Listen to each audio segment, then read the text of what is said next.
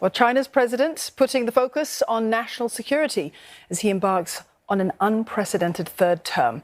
Xi Jinping spoke today at the close of the annual parliamentary session, saying that his nation needs security to develop and must turn its military into a great wall of steel. This as the superpower faces myriad challenges at home as well as abroad, something new Premier Li Qiang touched on when he met the media for the first time in his role. CNA's Li Qiang wraps it all up for us. As China's legislature closed after more than a week of meetings, Chinese President Xi Jinping stepped up to the rostrum as the most powerful Chinese leader in decades, for the first time addressing delegates after they unanimously handed him a historic third five-year term as president last week. 这是我第3次担任国家主席这一崇高职务，人民的信任是我前进的最大动力，也是我肩上沉甸甸的责任。 Outlining his vision for the road ahead in a short speech, Mr. Xi said he would take the needs of the country as his mission and the interest of the people as his yardstick, emphasizing a need to boost national security as the country seeks to achieve what has been termed national rejuvenation. 安全是发展的基础，稳定是强盛的前提，要全面推进 国防和军队现代化建设，把人民军队建设成为有效维护国家主权、安全、发展利益的钢铁长城。 This comes as China faces growing geopolitical tensions abroad, particularly with the US, over the self-ruled island of Taiwan.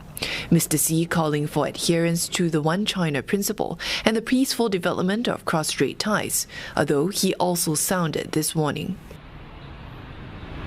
坚决反对外部势力干涉和台独分裂活动，坚定不移推进 祖国统一进程。 The rocky relationship between Beijing and Washington has loomed large over this year's political meetings.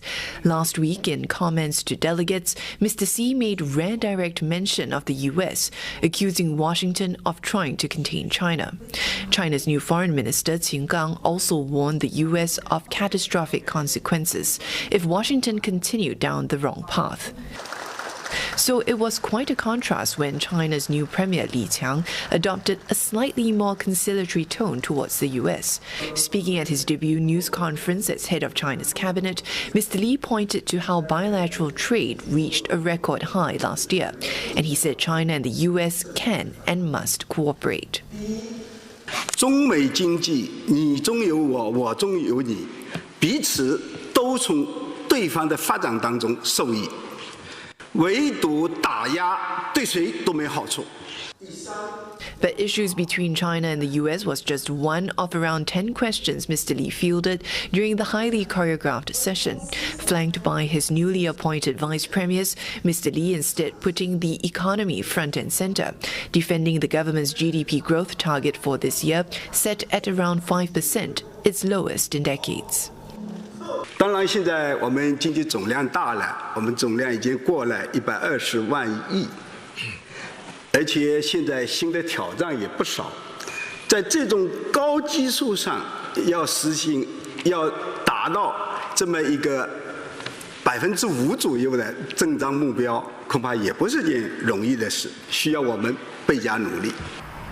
Mr. Li also said that many Chinese do not fix their sights every day on GDP figures, instead pointing out many care more about specific issues like housing, employment and income, something the new premier was keen to show he understood at several points during the hour-and-a-half-long news conference.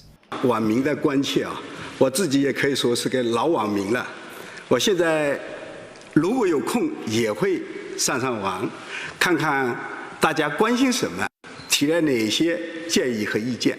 Mr. Li said that the government would introduce policies to boost domestic and external demand, spur investment, and boost innovation. He also sought to reassure the country's private sector, saying the environment for entrepreneurial businesses will improve and that equal treatment would be given to all types of companies. But despite the challenges facing China's economy, Mr. Li said he had full confidence that the country would overcome this and sail towards a brighter future.